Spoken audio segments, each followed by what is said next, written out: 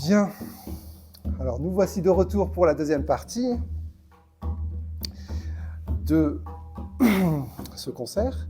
Alors, pour les nouvelles personnes, Samia Benaïssa et Florent Ledroit, qui font partie du duo Awachou. Qui veut dire comment est-ce que tu raisonnes, c'est-à-dire comment ça va. C'est la langue Iai de Mélanésie du Pacifique Sud, de l'île d'Ouvéa, de monde kanak. Et voilà, et donc ils ont eu cette lumineuse idée de proposer, d'accompagner certains des textes de mon prochain ouvrage, qui est le chant d'écrits dispersés, avec de la musique, en les accompagnant selon les thématiques. Donc là, on va poursuivre le concert et on va poursuivre donc la suite. On commence par le trésor caché et la pleine conscience de l'unité. Voilà. On est parti.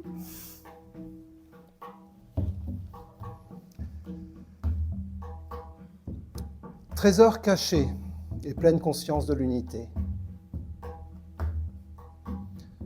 Le miroir de l'ineffable que nous sommes est un don inné, inespéré, et qui n'est pas vraiment une fable. C'est même une véritable réflexion cristalline, et ça, l'âme le sait quand elle est en paix. Psyché, notre âme, peut être le témoin de cette transparence par-delà le voile du teint. Et ce, tous les jours que Dieu fait, à chaque instant d'attention quand enfin l'ego s'éteint.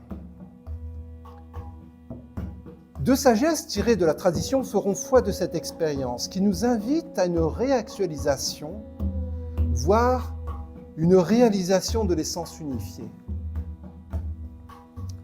Ce premier texte, où l'amour s'exprime à la première personne, nous transporte à l'origine de tout et à une époque et un lieu où justement le temps et l'espace ne sont point.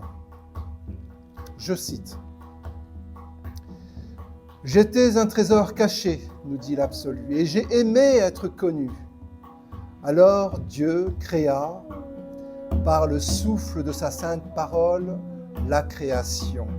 Loué soit-il. Soit, et la chose est, car au début était le Verbe, la vibration universelle. De cette création exponentielle s'exposent les cieux et la terre, et de ce divin schéma pétri de son esprit, nous sommes la trame, la parabole, c'est-à-dire comme un reflet irisé d'éther tissé. Une réverbération même du verbe de la divine proportion. Tel un écho en attente du retour vers l'inconditionnel amour. Un retour autant conscientisé à cause des réminiscences que grâce à elle. Et empreint de nostalgie d'avoir été séparé de la source, comme le scandait si bien un certain Jalaluddin Rumi.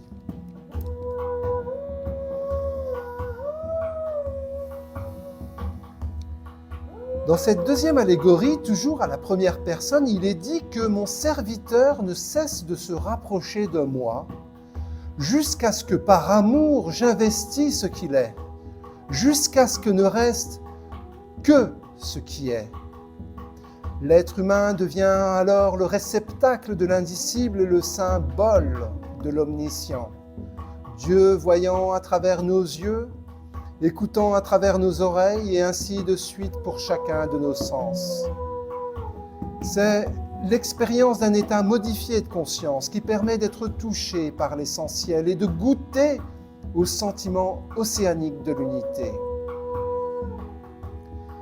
Et loin à naître en nous n'est pas si loin, mais non, mais si. Car l'absolu étant par définition la proximité, il en est ainsi. Depuis le son primordial jusqu'à ce Coran chanté ultime qui de grâce consent que s'enthousiasme le corps enchanté et attaché à l'âme en point de mire de l'esprit universel, afin que les noces alchimiques puissent être à l'œuvre. La mort du corps n'étant que l'âme hors du corps périssable, l'âme or quitte alors son corps, plonge son enveloppe, car éternelle est sa raison d'être, et parce qu'elle participe elle-même de l'éternel.